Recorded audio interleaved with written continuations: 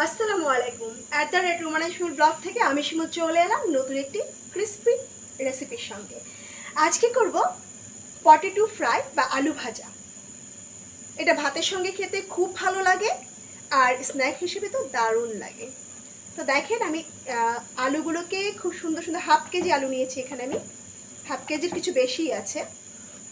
দেখেন আমি এটাগুলোকে সুন্দর করে পাতলা পাতলা করে কেটে নিয়েছি। বুঝতে পারছেন আশা করি। যতটুকু সম্ভব পাতলা পাতলা করে কেটে নিতে হবে। আমি পাতলা পাতলা করে কেটে নিয়েছি এবং খুব ভালো করে ধুয়ে নিয়েছি। এবার আমি এগুলোকে একটা বোলে নিয়ে নিচ্ছি। আলুগুলোকে আমি একটা বোলে নিয়ে নিচ্ছি। এটার মধ্যে দিয়ে দেব প্রথমেই লবণ।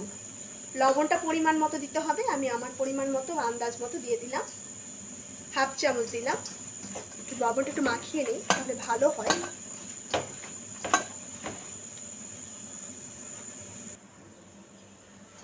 এই পর্যায়ে দিয়ে দেব জিরা গুঁড়া। আমি 1 চামচ দিচ্ছি ভরে, ছোট চামচের। দিচ্ছি ধনে গুঁড়া, এটাও আমি 1 চামচই দেব।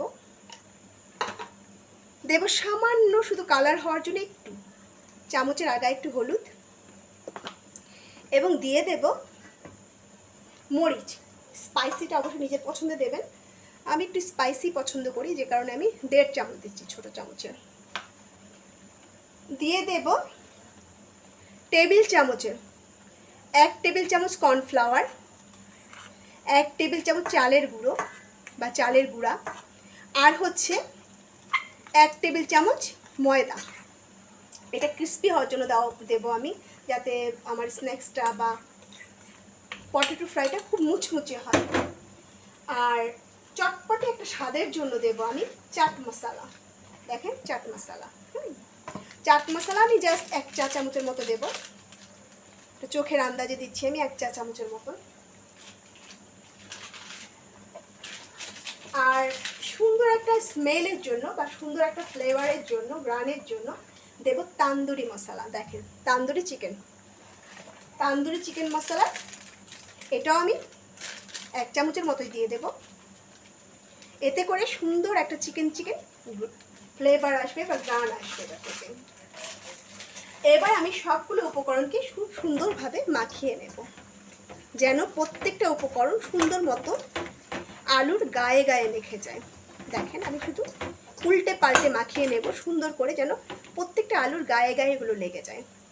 ধরে ধরে মাখাতে হবে যেন প্রত্যেকটা আলুর গায়ে গায়ে লেগে যায়, কারণ আলুগুলো কিন্তু একটার সঙ্গে আরেকটা লেগে থাকে।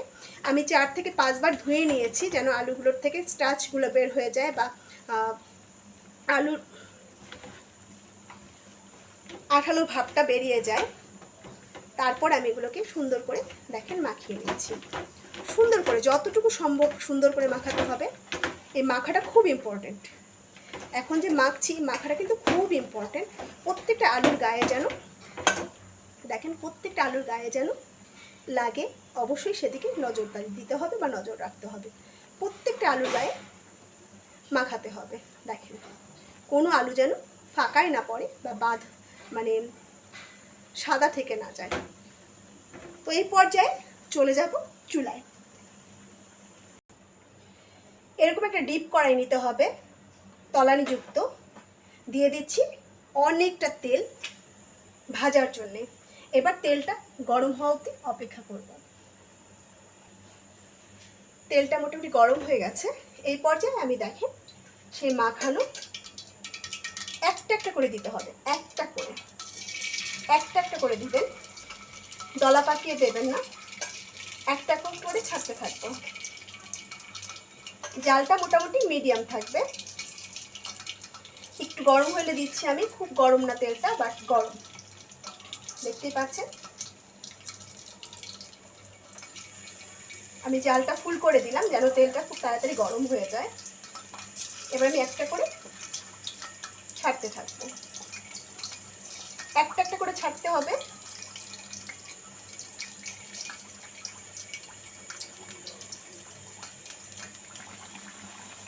আমি সবগুলো ছেড়ে নিয়েছি। এবার একটা খুন্তির সাহায্যে একটু নেড়ে দেব। প্রথমে নাড়তে যাবেন না, অল্প কিছুক্ষণ হওয়ার পর দেখেন ফুটছে। আমার জালটা কিন্তু মিডিয়ামে আছে। কিছুক্ষণ পর পর 2-3 মিনিট পর পর এটাকে উল্টে পাল্টে নেড়ে মুচমুচে করে ভেজে নিতে হবে। উল্টে পাল্টে ভেজে নিতে হবে। এখনো যারা আমার চ্যানেলটাকে সাবস্ক্রাইব করেননি প্লিজ সাবস্ক্রাইব করে দেবেন, লাইক কমেন্ট শেয়ার করবেন, আর নোটিফিকেশনের জন্য অবশ্যই বেল আইকনটি চেপে দেবেন। আমার ছোট্ট মধ্যবিত্তের রান্নাঘরটি আপনাদের কেমন লাগছে অবশ্যই কমেন্টস করে জানাবেন এবং অবশ্যই পাশে থাকবেন। আপনারা সবাই ভালো থাকবেন এবং আমার জন্য দোয়া করবেন যেন আমিও ভালো থাকি এবং আপনাদের সঙ্গে খুব দারুণ দারুণ রেসিপি শেয়ার করতে পারি।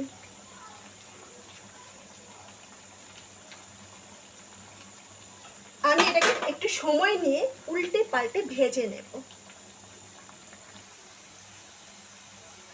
দেখাই যাচ্ছে, দেখেন খুব সুন্দর মতো ভাজা হয়ে গেছে, মুচমুচে হয়ে। আমার পুরোটা ভাজতে আমি এক ব্যাচেই দিয়েছিলাম, যেহেতু আমি প্রায় এক লিটার প্লাস তেল এটার মধ্যে দিয়েছিলাম কড়াইয়ে। আমার একবারেই হয়ে গেছে। এগুলো ভাজতে ভাজতে ছোট হয়ে যায় বা কমে আসে। তো আমার ভাজতে 12 মিনিটের মতো সময় লেগেছে মিডিয়াম আছে, আপনাদের কম বেশি লাগতে পারে। তো @রুমানা শিমুল ব্লগ থেকে আমি শিমুল আজকের মতো বিদায় নিচ্ছি। নতুন একটি রেসিপি নিয়ে আবার হাজির হয়ে যাব, অথবা নতুন কোনো টপিক নিয়ে আপনাদের সামনে আবার চলে আসবো @রুমানা শিমুল ব্লগে আমি শিমুল। তো সেই পর্যন্ত সবাই ভালো থাকবেন, লাইক কমেন্ট শেয়ার করবেন এবং অবশ্যই অবশ্যই আমার চ্যানেলটাকে সাবস্ক্রাইব করে দেবেন। তো আজকে এখানেই বিদায়, আবার দেখা হবে ইনশাআল্লাহ খুব দ্রুত এবং খুব শীঘ্র।